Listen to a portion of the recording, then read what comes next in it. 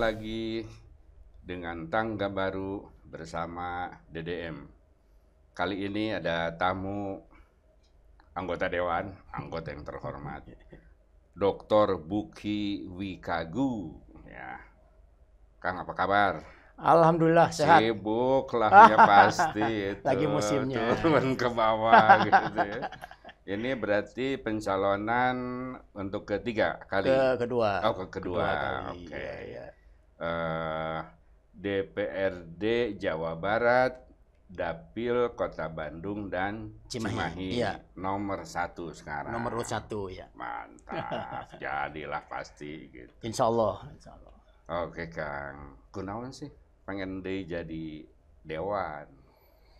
Ya, pertama kan alasan pertama dulu ya. Kenapa saya dulu terjun ke politik gitu ya. Latar belakang kita kan kurang lebih sama. Ada samanya ya, kita punya latar belakang sebagai guru, sebagai pendidik ya, sebagai dosen.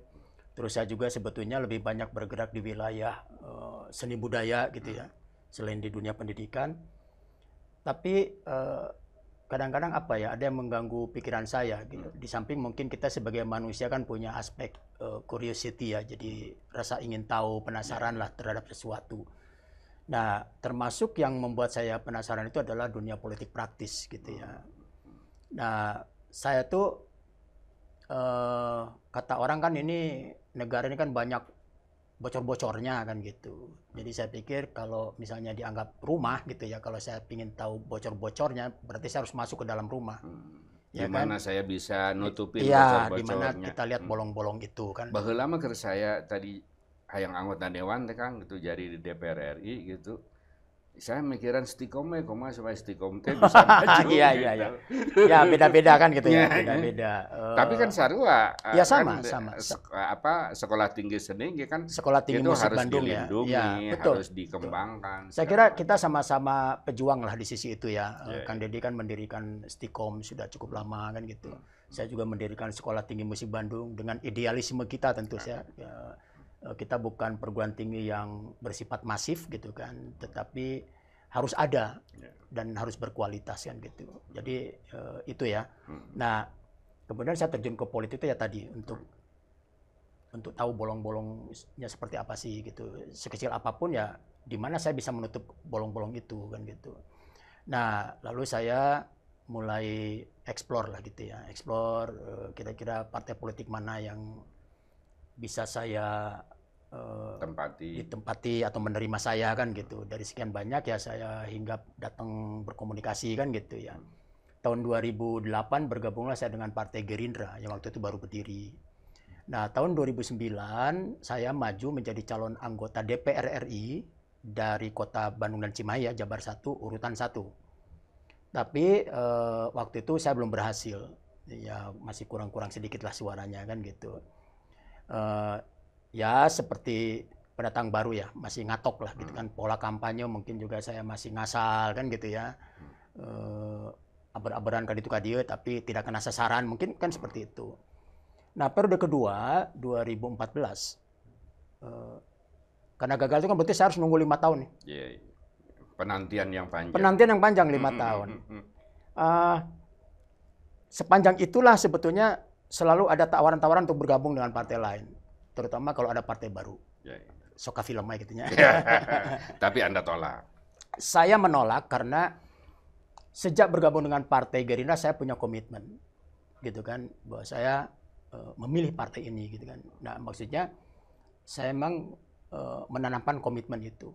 Komitmen itu adalah sebuah sikap pilihan menentukan sesuatu yang tidak mudah digoyahkan. Tidak mudah goyah gitu. Walaupun ada tawaran-tawaran gitu. Apakah komitmen itu bisa berubah? Bisa, tapi dengan alasan yang sangat rasional gitu. Nah, 5 tahun lah itu saya pegang komitmen. 2014 saya maju lagi. Tetap di DPR RI. Oh, DPR RI. Dengan nomor urut yang berubah. Yaitu? Turun lah ke nomor sekian kan gitu. Tapi tidak membuat saya patah arang. Saya terus berjuang gitu ya, sekuat tenaga. Nah, walaupun kalah juga kalah lagi untuk kedua kali. Berarti saya harus nunggu lagi 5 tahun kalau mau nyalek. Ternyata 2 kali periodenya terjadi, modalnya seberapa hilang? Modalnya saya sudah tidak ingat. Lumayan lah. Tapi lumayan lah. Ada ya hilang-hilang kebun satu kotak sebenarnya gitu. Oke, ketiga kemudian nyalon lagi. Ketiga nyalon lagi. Ada cerita begini Kang. Jadi karena saya punya komitmen yang kuat ya bergabung dengan sebuah partai Gerindra. Pasti di samping komitmen, karena kita sebagai pikiran kita kan ada di dunia pendidikan lah, tetap ya. Sebagai akademis itu ada pikiran-pikiran untuk mengevaluasi diri, gitu ya. Nah, introspeksi lah. Iya, evaluasi diri. Jadi evaluasi diri ini, kegagalan ini kenapa kan gitu. Jadi pertama, evaluasi yang saya lakukan ini adalah istilahnya melakukan apa yang disebut emotional focus coping. Jadi menyelesaikan masalah secara emosional, saya lebih mendekatkan diri kepada Tuhan gitu ya, memperbanyak doa kan gitu ya, gitu, memperbanyak ya kebaikan-kebaikan lah gitu. Itu secara emosional gitu ya, karena saya yakin bahwa ada yang Maha Kuasa yang menentukan garis hidup saya gitu. Tapi yang kedua juga saya melakukan apa yang disebut problem focus coping. Jadi menyelesaikan masalah dengan melihat masalah itu gitu. Di mana salahnya? Iya. Jadi 2 kali ke DPR RI gagal terus kan gitu. Saya evaluasi. Oh tadi pola kampanye saya ini dua kali ikut pemilu itu mungkin juga masih ngacak, masih acak-acakan, masih tidak terarah gitu kan. Masih sering jadi korban para broker tukang ngarit lah macam-macam gitu ya. Kena bom molotov di mana kan gitu, ranjau-ranjau kan gitu.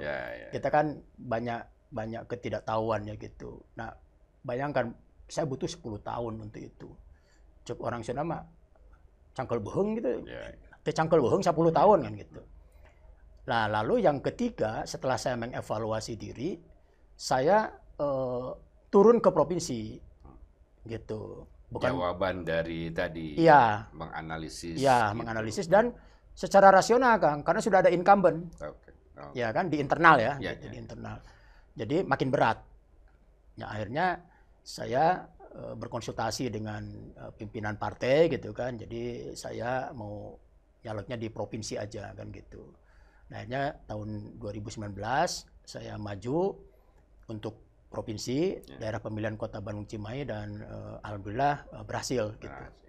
Jadi disitulah artinya sebagai manusia yang pernah gagal gitu ya, bukan dihadapi dengan rasa putus asa gitu kan. Kegagalan itu awal dari keberhasilan. Iya, walaupun gitu harus nunggu 10 tahun, bukan hal yang mudah sebetulnya kan gitu.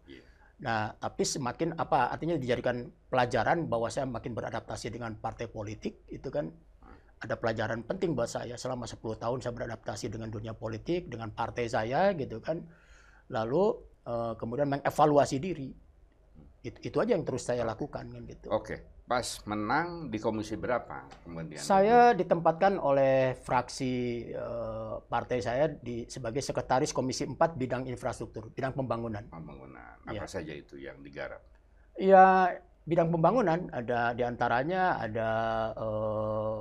ada lingkungan hidup, ada Bapeda, ada perhubungan, ada Bina Marga, gitu kan, energi dan lain-lain. Kurang lebih ada 7 mitra gitu. Oh, Bapeda itu di komisi? Mitranya mitra Komisi 4. Oke, Kang. Setelah duduk di situ, apa yang Anda lihat ini sebagai satu masalah gitu ya? Karena latar belakang saya jujur dari dunia pendidikan dan seni budaya ya gitu ya. Saya pertama sangat ingin ikut mewarnai lingkungan di DPRD Provinsi Jawa Barat. Karena sebelum saya menjadi anggota dewan, lingkungan para seniman budayawan itu seringkali menganggap bahwa anggota DPRD Jawa Barat itu tidak mengerti masalah kebudayaan misalkan gitu. Nah ini mau tidak mau kan, walaupun saya ditempatkan di Komisi 4 bidang pembangunan, Tapi saya tidak boleh melepas gerbong Ya. gerbong itu ya gitu. Jadi harapan mereka setidaknya harus saya akomodir gitu ya. Jadi kalau budaya itu pembangunan non fisik, ini Ya, kan di komisi ini pembangunan fisik. fisik Ya, gitu. saya sering sih menyampaikan bahwa pembangunan fisik itu tidak boleh terlepas dari nilai-nilai kebudayaan kita Oke, punya. oke. Jadi saya bilang kemajuan zaman tidak boleh memutus mata rantai nilai-nilai kebudayaan gitu kan gitu. Nah, oleh karena itu setiap kebijakan pembangunan harusnya diwarnai oleh nilai-nilai kebudayaan kita punya. Mau apa bicara misalnya sumber daya air misalnya kan gitu. Kita kan punya nilai-nilai kultural di sisi itu ya. Kumaha nggak mau mulai cai upacara cai kan kita juga punya. Iya, iya. Itu kan bagaimana menghargai air itu bukan sebagai komoditas gitu ya. Bukan hanya sebagai kita sering mengatakan air ini adalah kebutuhan hidup segala macam, tapi kita tidak pernah bisa menghargai air kan gitu. Nah, ini kan nilai-nilai kultur itu kita punya di sisi itu gitu ya. Nah, kemudian misalnya kita tidak pernah punya ciri khas nih dalam pembangunan fisik di Jawa Barat gitu ya. Nggak ada warnanya sama sekali gitu. Kalau kita merem Kang ya, diterjunkan ya, merem di Jogja, begitu buka mata langsung Jogja gitu. Kalau di Nah, Jawa kita Barat diterjunkan mah di nih, mana? merem, Nah, terjunkan di Garut di atau di Bali, mana misalnya gitu. buka mata Bali. Nah, So, orang terjunkan berem di Jawa Barat, bentar mikir lah lama. bahwa di Di Garut, mana bahwa ya? di Cirebon, Iya, bahwa iya. di Nah, ini artinya oleh karena itulah saya jadi mengerti kenapa IPK Indeks Pembangunan Kebudayaan Jawa Barat itu di angka jauh 70. tertinggal. Kalau nggak salah sih ke 13 atau 69. berapa ya gitu ya, Ya, ya. gitu. Padahal Jawa Barat katanya kan potensi budaya dan pariwisatanya kan besar gitu ya. Tapi indeks pembangunan kebudayaan kita tertinggal dari provinsi-provinsi lain kan gitu. Nomor satunya Jogja yang saya ingat Iya, ya. iya, iya. Nomor 2 Bali. Oke. Jadi ya itu tantangan ya.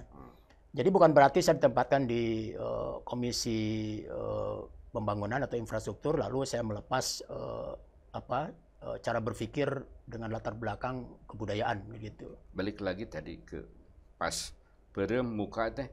Nah, Jawa Barat mah asa teu jelas gitunya identitasnya itu. Maksud Anda tuh branding kira-kira yang apa yang menjadi apa atau icon atau apalah gitu ya. Ya Yang semua. diharapkan. Iya, indeks pembangunan kebudayaan itu kan bukan hanya kesenian gitu. Oke. Ya, tapi termasuk infrastrukturnya dan sebagainya kan gitu. Jadi kalau misalnya kita datang ke Jogja kan, si aura budaya Jogja itu langsung berasa gitu, langsung melekat dengan apa yang kita lihat gitu dan kita dengar gitu kan gitu. Masuk ke hotel kita dengar gamelan gitu kan, masuk ke mall juga sama gitu kan. Kita nanya tukang beca mau kemana, titik-titik belanja atau titik-titik tujuan wisata tahu gitu kan. Nah ini kan coba di Jawa Barat gitu kan, belum tentu kan seperti itu. Datang tehnya belum tentu diiringi musik Sunda. Oh iya, datang ke hotel juga kita nggak ada nuansa-nuansa ke Jawa Baratannya gitu. Nah maksud saya kan ini harus ada yang memperhatikan kan gitu. Contoh lainnya misalnya ya punten ketika Pak Gubernur waktu itu Pak Ridwan Kamil menyampaikan usulan daerah otonomi baru gitu kan. Saya sempat interupsi untuk hal kecil sebetulnya. Saya bilang Pak Gubernur, orang Sunda ini punya istilah nih, basa teh ciciren bangsa. Ilang basana, ilang bangsana. Gitu kan gitu. Saya sangat mendukung usulan daerah otonomi baru. Otonomi Jawa Barat. Iya, iya. Oh, Misalnya seperti Garut jadi kan DKI, jadi bukan Garut kan mau dimekarkan. Garut Utara segala ya, macam gitu okay. kan gitu. Nah, pertanyaan saya itu begini. Kenapa penamaan itu yang diusulkan itu Garut Utara? Kenapa tidak Garut Kaler?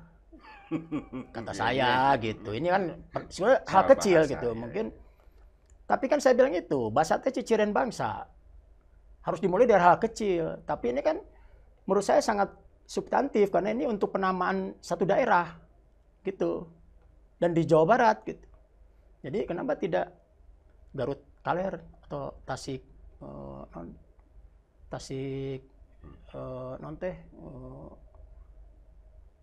Tasik Kidul misalnya. Kidul. Pak Kidulan, Tasik Kidul. Kidulan gitu. Tuh. Misalnya kan gitu.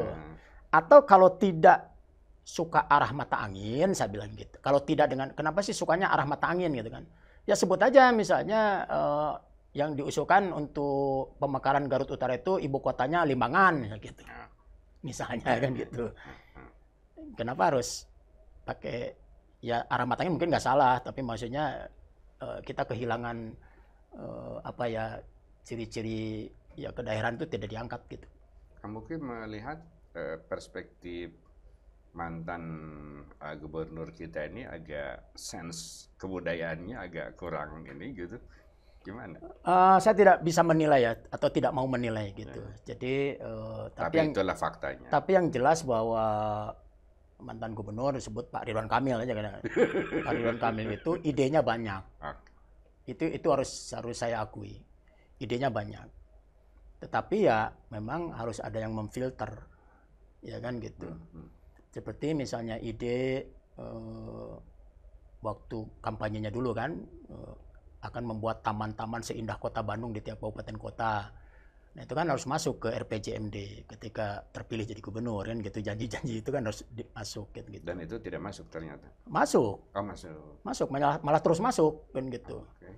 Jadi tapi kan apakah prosesnya kan tidak semudah kalau misalnya kita menjadi wali kota gitu kan, atau di gubernur DKI kan, itu kan harus ada proses lahan ini milik siapa nih, milik Pemkot kah, milik kabupaten kah, kan bukan milik provinsi, harus ada proses hibah apa gitu kan gitu, baru bisa dibangun oleh provinsi, setelah dibangun provinsi dibalikin lagi kan gitu.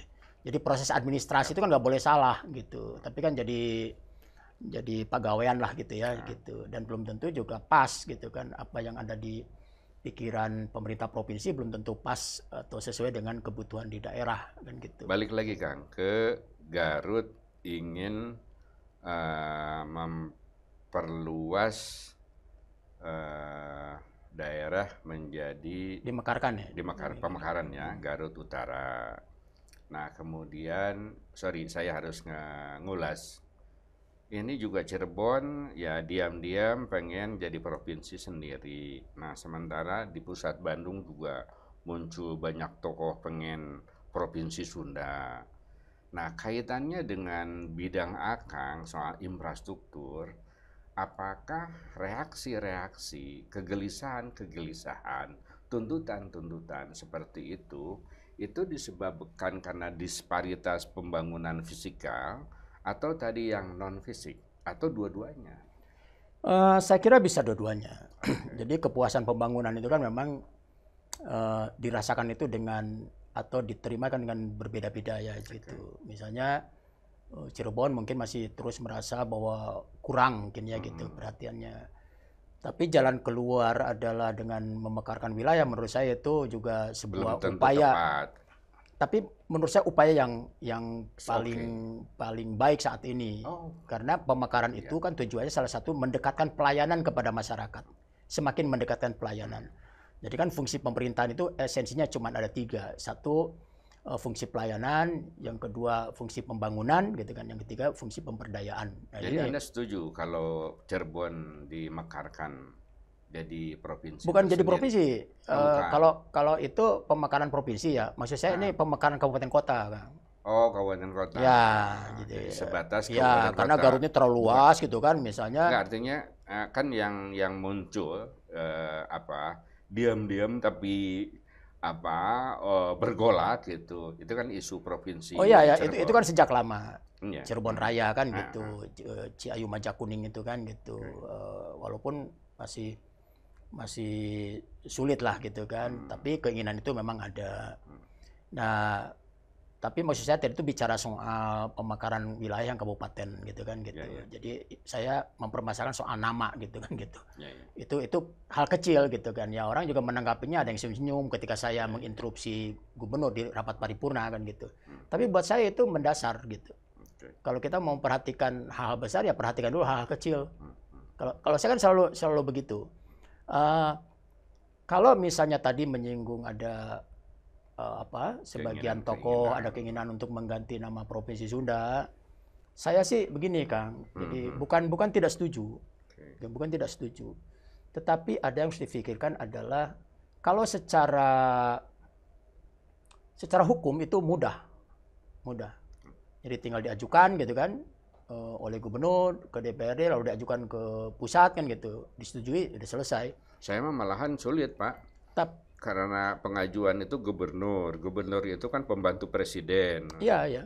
Sementara presiden memandang isu-isu tentang Sunda lah, segala macam itu dianggapnya sebagai tadi politik lokal. Yang sulit itu adalah masalah sosiologis dulu, masalah sosiologisnya kan gitu. Jadi kalau misalkan ada yang merasa nih, misalnya saudara-saudara kita, misalnya di wilayah Cirebon itu kan merasa bukan Sunda, ya kan gitu. Jadi ketika digulirkan Provinsi Sunda pasti mereka kan nolak. Belum lagi yang daerah-daerah di penyangga ibu kota, misalnya seperti Bekasi, Depok itu kan juga ada Betawi kan gitu. Nah ini kan yang kita sebut selama ini subkultur Sunda Betawi, subkultur Sunda Cirebon kan gitu. Nah maksudnya kalau mau diganti dengan Provinsi Sunda, masalah sosiologis ini harus selesai dulu gitu supaya tidak ada gejolak gitu. Maksud saya itu. Tapi saya sih setuju aja, tapi silakan diselesaikan dulu sosiologisnya secara sosiologis gitu. Maksudnya? Ya itu tadi, dengan Cirebon mau gimana? Ya kan gitu. Kan harus ada sosialisasi ke mereka. Harus ada wacana lah. Harus ada wacana. Dialog. Yang dimaksud Sunda tuh begini. Misalnya kan ini kan saya belum mendengar itu kan gitu. Tapi jangan-jangan, Kang, ini sebetulnya ekspresi dari ketidakpuasan yang tadi mungkin kalau dari sudut bidang Akang, misalnya disparitas pelayanan, ya kebijakan Jawa Barat terhadap daerah-daerah gitu, termasuk misalnya penguatan terhadap budaya Sunda misalnya. Nah dulu tuh kalau nggak salah itu ada Dewan Kebudayaan Jawa Barat gitu ya. Nah Pak Buki waktu itu ada di dalamnya atau ada. Ketuanya Profesor Ganjar Kurnia. Apa sih yang dilakukan di situ? Sebenarnya banyak dilakukan, hanya waktu itu respon dari pemerintah provinsi juga sangat minim gitu kan. Kenapa? Jadi saya tidak tahu. Jadi pikiran-pikiran yang dibuat oleh Dewan Kebudayaan Jawa Barat itu seperti tidak diakomodir lah gitu kan gitu. Padahal menurut saya banyak hal yang cukup baik. Misalnya apa yang strategis ya waktu itu diwacanakan di Dewan Kebudayaan? Banyak ya. Waktu itu sih karena udah lama ya. Ada dibagi penugasan ya, ada transformasi sama pelestarian lah gitu ya. Jadi dibagi gitu. Nah, sebetulnya waktu itu sering diskusi bahkan mengundang pihak-pihak lain lah gitu. Jadi pemikirannya dituangkan dalam catatan-catatan bahkan sebetulnya siap dibukukan gitu. Tapi saya juga nggak ngerti kenapa sampai hari ini tuh Dewan Kebudayaan itu sudah habis waktunya udah lama gitu. Tapi dibubarkan juga tidak gitu kan. Penggantinya juga nggak ada kan gitu. Itu. Jadi sekarang itu mati enggak, hidup juga enggak gitu. Cuman begini, terlepas dari itu Kang. Okay. Jadi tadi ya, jadi saya juga kan terus ingin mewarnai lah di DPRD Jawa Barat ini. Salah satunya yang saya perjuangkan itu adalah pengajuan Perda Kebudayaan gitu. Nah ini baru diajukan gitu. Baru diajukan tapi sudah mendapatkan persetujuan di paripurna. Tinggal nanti tinggal nunggu progresnya aja sampai ke naskah akademik juga belum gitu. Apa gambaran besar tentang Perda Kebudayaan itu? Ya, artinya kan kita kan sudah punya undang-undang pemajuan kebudayaan gitu kan. Kalau nggak salah nomor 5 tahun 2017 ya tentang pokok-pokok pikiran kebudayaan kan gitu. Jadi sebetulnya di situ ada tugas daerah-daerah itu menyampaikan pokok-pokok pikiran kebudayaan sejak kabupaten kota, lalu ke provinsi, lalu ke nasional, dan itu dijadikanlah strategi kebudayaan nasional. Tapi sampai hari ini saya melihat itu nggak selesai juga, gitu. Nah, maksud saya harusnya disambung kalau kita punya Perda Kebudayaan di Jawa Barat, ya artinya kita bisa memaksimalkan apa yang sampaikan di dalam Undang-Undang Pemajuan Kebudayaan itu. Gitu. Jika nanti Kang, ekosistem sekarang lokal maupun nasional, dan boleh jadi ini pengaruh nasional, bahwa politik kebudayaan kita ini lebih kepada infrastruktur fisik.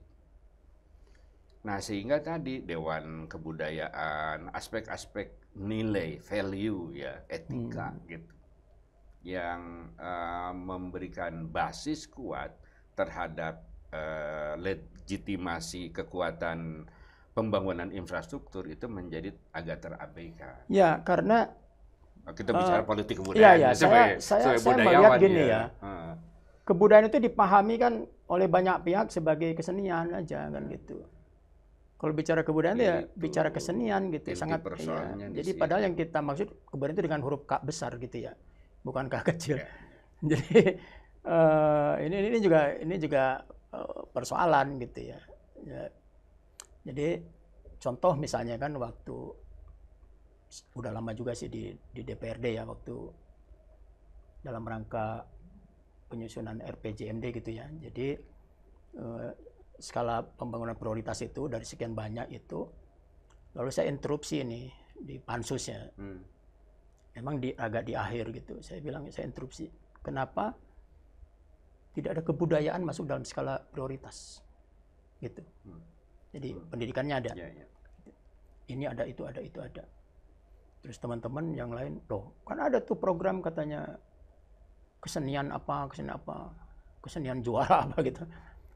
Bukan itu yang saya maksud, saya bilang gitu. Ini yang saya ingin menyampaikan bahwa pemahaman kita terhadap kebudayaan terus harus dibenahin gitu ya. Jadi saya bilang Anda memahami kebudayaan itu hanya sebagai kesenian, bukan, saya bilang gitu.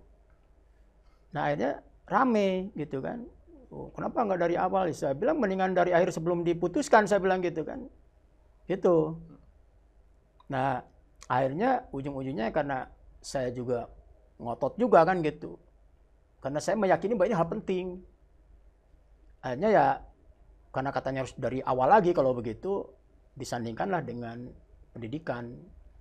Jika nama ke depan namun jadi deuingnya Kang, jika nama kudu di bidang itu. Kebudayaan ya. Komisi berapa itu namanya? Komisi 5, Komisi 5. 5 itu apa? C atau B? Enggak, 5 aja sekarang. 5 saja sekarang. Ya, oh, tidak ada A, B, C. Tesra itu. Ya, dulu A, B, C, D, sekarang 1, 2, 3, 4, 5. Oke. Apakah Akang tetap cocok di bidang infrastruktur? Ya, atau? Kalau saya tergantung penempatan dan saya ditempatkan di mana saja. Tapi boleh mengajukan kan? Bisa aja gitu. Ya.